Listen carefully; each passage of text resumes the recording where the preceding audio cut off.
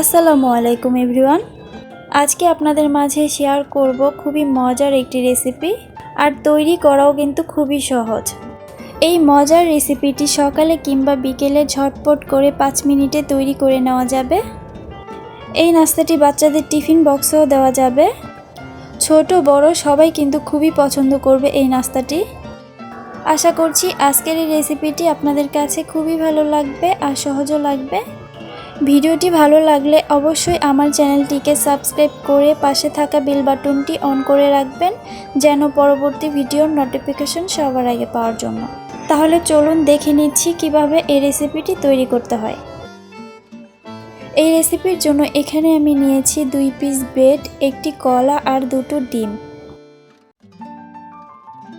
এবার এই 2 পিস ব্রেডগুলোকে মাঝখান থেকে 4 কোণা শেপ করে কেটে নেব। দেখে অবশ্য বুঝতে পারছেন এই কাজটা কিভাবে করছি। ঠিক এভাবেই 2 পিস ব্রেড কেটে নিতে হবে।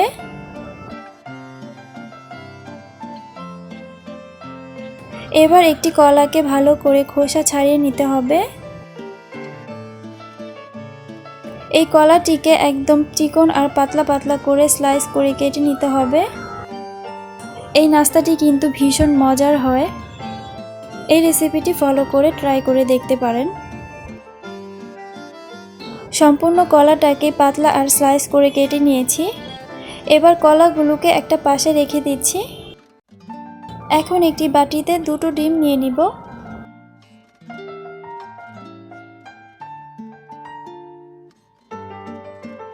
এবার এই ডিমের মধ্যে দিয়ে দিচ্ছি 1 টেবিল চামচ চিনি,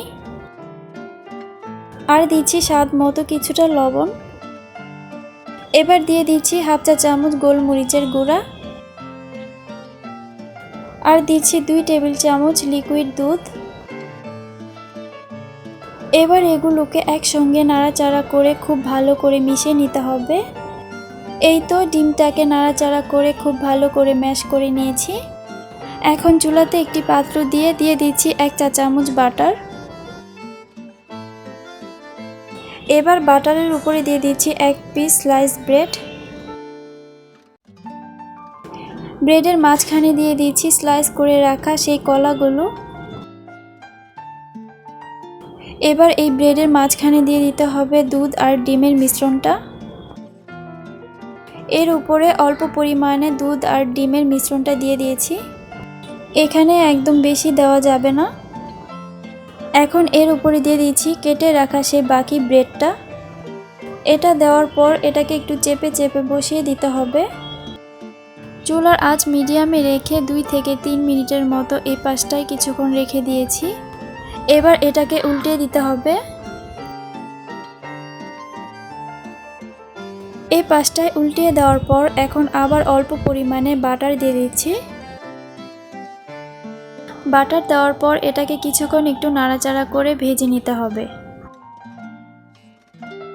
এই তো এটা ভেজে নিয়েছি, এখন চুলা থেকে নামিয়ে নেব।